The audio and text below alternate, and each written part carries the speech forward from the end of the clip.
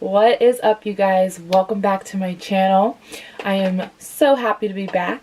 Obviously I've been gone for a while, blah blah blah blah. We get it. Okay, we're back. We're in quarantine. So here we are. Your girl got a new computer. Your girl is unemployed. She has some free time. So here we are. If you don't know who I am Taylor. Welcome to my channel. If you do know who I am, welcome back. I just want to really hop right into this because I'm starting this new journey in my life, this new endeavor. So I really just want to get it going. So let's talk about it.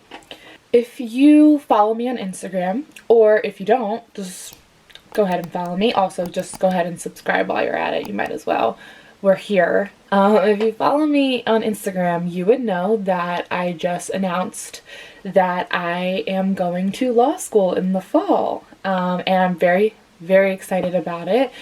And what I decided was that I'm really going to take this opportunity to talk about it with everybody else. Anybody else that's thinking about going to law school, is in law school, is starting out in law school, whatever the case may be. I really just wanted to use my platform, build something to really talk about this, because a lot of people that are in law school, obviously it's hard, it's time consuming. So there's not that many YouTubers or vloggers or anything that talks about law school because of how hard it is, and I think that people that are considering it would like to get some firsthand experience, like to know what it's like. For the people that don't know if there's people that look like them that go to law school, I am a minority, I am a woman, I am of color, so you don't see that a lot in the law school, so that's really important to me. So I just wanted to be that person. So here we are. Let's get it going.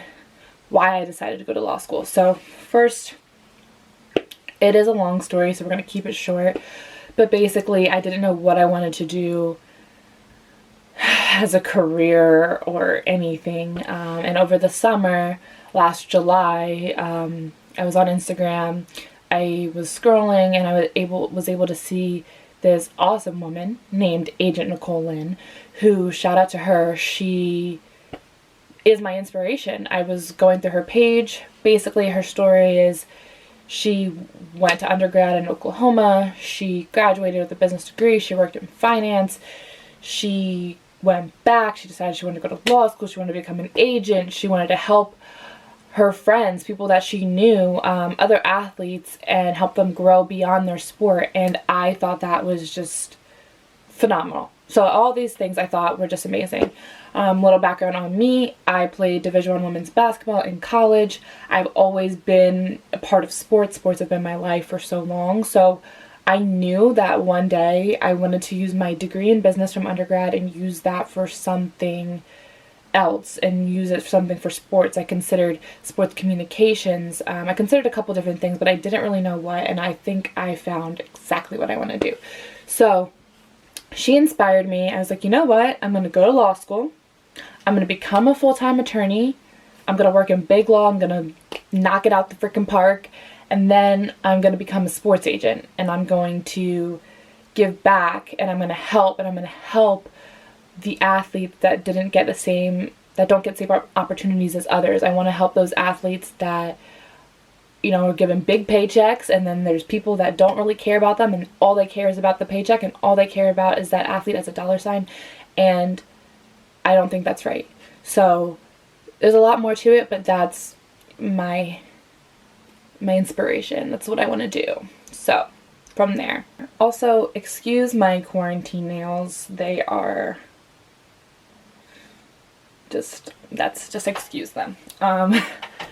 So from there, we just get into the actual process, the law school admissions process. Listen, I had no idea what I was doing. I was just thrown into this.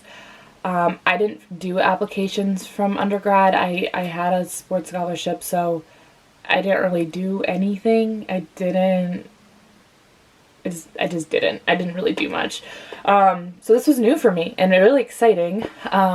But basically, I reached out to friends, I reached out to people that I knew that were in law school, went to law school, are lawyers now, and basically was like, okay, how do I apply for law school, because this is what I want to do. And it was just a couple people, and I got some insight, some input.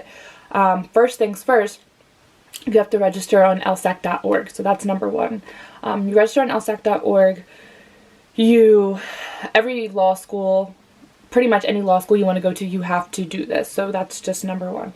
I started getting books because I needed to study for the LSAT. You have to have an LSAT score. I naively thought I could take the LSAT just one time and just kill it. No, humbled me a lot. But anyway, you do have to take the LSAT. So you set up your LSAT.org. It's very, very simple. It tells you exactly what to do.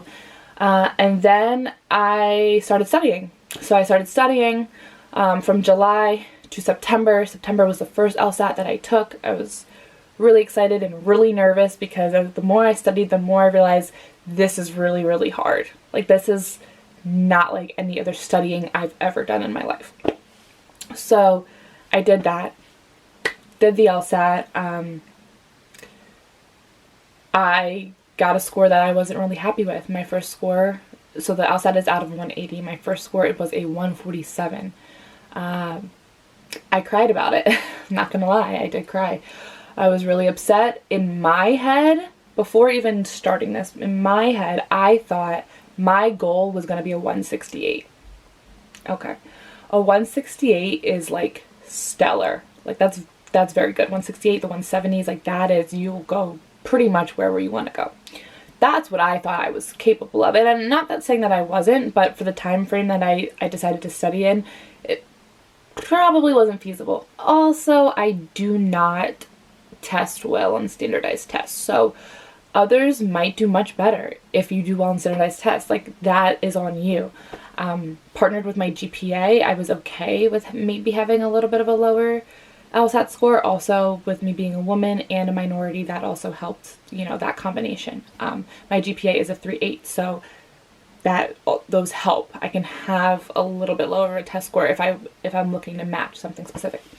But anyway, so cried about it, decided I was going to take it again. It's $200 every time you take it, by the way. Just know that this process is expensive. Law school is expensive. But from what I know, it's going to be worth it in the end. So, signed up for the test again. I took it in January. I brought my score by 5 points. That's a lot when it comes to the LSAT. 5 points is a lot of points. That makes a difference. And I got a 152. I wanted to be in the 150s. I felt as though if I was in the 150s, I would hit the main target schools that I thought I could hit. But at the end of the day, I really did not know. I didn't know if I was even capable of being accepted to law school, like, at all. So anyway, so from there, what you need in the application process: you need your LSAT scores, you need your transcripts that have your GPAs on them, you need letters of recommendation. Most schools ask for this. I have 3. They could be from past teachers, employers, just people that know you really well and have some credibility. That's what matters. I had my employers do all my letters of recommendation, so that was the best for me. Coaches also, so anybody that could be a judge of character and was a hierarchy, a higher ranked person in your life. You need a personal statement. Your personal statement is an inside look more on you, something that's not just blanket stats. This is more insight on you, why you want to go to law school, what's important to you, what makes you different than another applicant. So that's really important. And then there's also some fees once you send out your applications, which each school has their own application fee, which can be waived if you visit the school, or if they just think you're eligible enough, they will waive the fee. And then there's also a CAS fee, which you have to pay for CAS, which is part of LSAC, and that's like another $195. And then there's a fee with that every time you use it. I don't know. I don't know why, but there just is. If you have like specific circumstances where you cannot afford that or you need some assistance, there is a way to get assistance with that. It tells you all through LSAT. So you just reach out, you'll get the assistance. Don't worry. So the CAS fee, I believe, is $45. So it's $45 for every school you apply to. So for example, say I apply to Rutgers.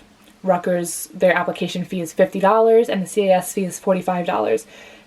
So if you want to apply to Rutgers and nothing's waived for you, it costs you $95 to apply to Rutgers. This one school, $95. Okay, so that's basically how that works. All right, so then the schools I applied to 14 schools. That is a lot. If I could go back in time and apply to less schools, would I? No, no, I wouldn't. Especially because I did not know what to expect. So no, I would still have, I think, 10 to 14 schools. I'm sorry, my nose keeps running. I'm sorry. 10 to 14 schools, I think, is a good amount of schools to apply to. Does that cost a lot of money? Yeah, it does. I did have a handful of waivers from schools. I did do some visits. Some schools had reached out to me, so I did have some waivers. So it did cost me less than paying both fees for every single school. But it's still, I would say I personally spent about $1,000 on applications. That's, yeah, over time. And that's just reality. So yeah, I totally suggest doing that. At least 10. And the way you should do it is have, some target schools. So you have target schools. These are your reach schools. Your reach schools are higher ranked. They're, how to get into those, the scores and things that you need to get into those schools are pretty high, and maybe a little bit out of your range, but you might get lucky and get in. And then you have like your middle, your target area, like where you feel like these are a little bit challenging, but you feel like you'll be able to get into these schools. And then you have your safety schools. You have your schools like, like their max GPA is a 3.0 and their max LSAT score is a 140 and you have a 160 and a 3.9, like something, I don't know, something along those lines, where for sure you will get into these schools. So that way, the whole process doesn't go by and you don't get into any schools. That would be pointless and stupid. So that's how you do that. So for me, basically what I did is I didn't really understand that wholly when I first started, and I just didn't really think I could get into any school. So I kind of just based it off of my GPA because that is something solid that I knew I had. So I applied to schools that ranked from the top 10 in the country to the 100th ranked school in the country, and just ranged from all of those. That's what I thought was best. You will know what each school is looking for based on their 509 report. And not necessarily what they're looking for, but past years on their 509 report, it states what their max, mid, median, their GPAs, their LSATs, different races, everything. So if you type in a school, all you have to do, go on Google, type in Arizona State University 509, and it will say, I'll show you, 2018 or 2019 509 report. It's literally the first one. Click it. It gives you a complete breakdown of what they average and what they had as far as the last incoming class. So that's really important. So just compare yourself to that, and that can just helps you gauge, what might work for you. So what I was looking for in a school was, there's a couple different factors for when you're looking for a school and what you should think about. In no particular order. I'm going to read them to you. So in no particular order, what you should look for, hold on. You should think about the ranking, the location, the scholarship offer, the programs that they offer, their employment rate after graduation, and their bar passage rates. Those are all really important. You don't want to go to a school that is giving you a lot of money, but their bar passage rate is 50%. So, you know, what are you using with you can't even pass the law school. You went to school for free, but you didn't pass the bar, so you can't practice. So those things matter. Location, you know, where you're thinking about practicing or living, that matters. Rankings, we could talk about rankings for days, but rankings are not everything, but they do matter, especially when looking for a job. Higher ranked schools are going to have the big law firms come for on-campus interviews. They're going to come, they're going to see, they're going to know the name of your school's going to have a reputation, and that's going to be important when it comes to, you know, what kind of money you're trying to make and where you're trying to go to law school. So take that into consideration as well.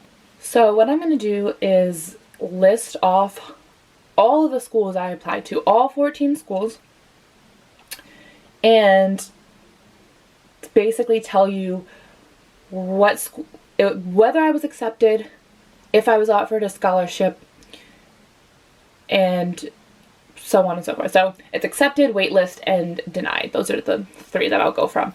And basically I'm sharing this with you because I want you to know, you know, what kind of status I gave as a student and what these schools were accepting based on that. So maybe you can compare yourself to it. Maybe it'll just give you an idea of maybe somewhere you want to go to or what they'd be willing to offer you, so on and so forth. So it's not to brag or anything. This is just literally information I want to share, and I want to help other people gauge, you know, where they are and what they can do, and, you know, just to help you guys out. So that's what I'll do. So I'm going to go, no particular, well, yeah, should I go in order? I'm going to go in order of the schools that responded first to last, and I will just say their ranking, their offer, denied, accepted, waitlist, all that good stuff. So that way we know, you know, what we're getting here. Okay? Awesome.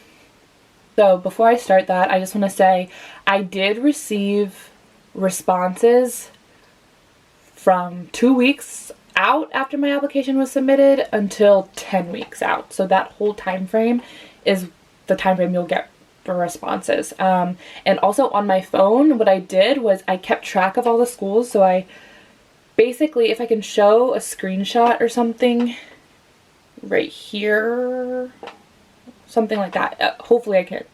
But basically what I did was I listed all the schools, their ranking, and as they got back to me, I listed whether I was accepted, denied, or waitlisted.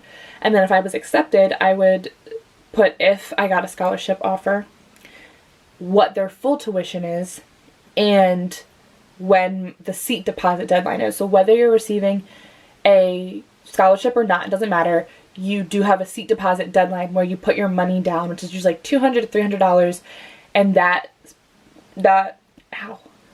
holds your spot. Is that what I meant to say? No. That's like you oh my god. Okay, that is you accepting their offer. You're gonna go to their school, basically. That's what that is. Okay? Cool. Here we go. Alright, so the first school that I heard back from was 2 weeks out, and that was number 74 ranked University of Denver. And to my surprise, I don't know if this is common or not. I don't know, but I was just shook. They offered me a full tuition scholarship. I was like, what? It was just, I wanted to cry, because no matter what happened after that, I had one school. Every other school said no. I still had one school that was giving me a full ride. I was shook. That was awesome. I was so blessed, so happy to receive that as my first offer. So it's good to hear back from schools so quickly, and I would think that maybe schools that you're kind of guaranteed to get into would be the quicker schools to get back to you, and hopefully they're offering you the biggest amount of money. That's important. So that was awesome. And I heard back from number 24 ranked Arizona State, and I was denied, sadly. I heard back from number 93 Michigan State. I was offered a partial scholarship. Then I heard back from number 67 Miami, and at first I was offered no scholarship, and then I negotiated a partial scholarship. So that negotiations is a whole nother thing. What I want to do is make other videos explaining more of maybe certain parts of this process, or just law school in general. So if you guys have any questions, just go ahead and put it in the comments. If you want to make a video about something specific, put it in the comments, so just know. Then I heard back from number 88 Oregon, who initially offered me partial tuition, and I negotiated full tuition. I heard back from number 50 Baylor. This is my first waitlist offer. Number 38 Indiana, and that was a partial scholarship offer. Number 31 Georgia, I was waitlisted.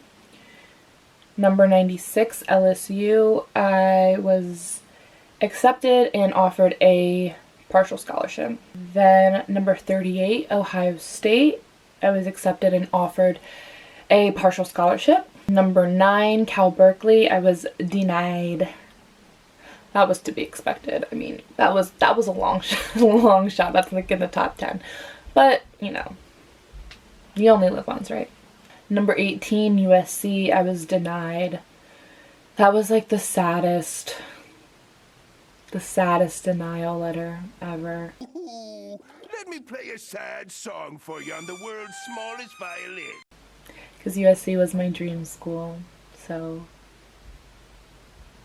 there's nothing I could do about that. Anyway, then I heard back from number 56 Temple. I was offered a partial scholarship. And lastly, number 16 Texas, I was waitlisted.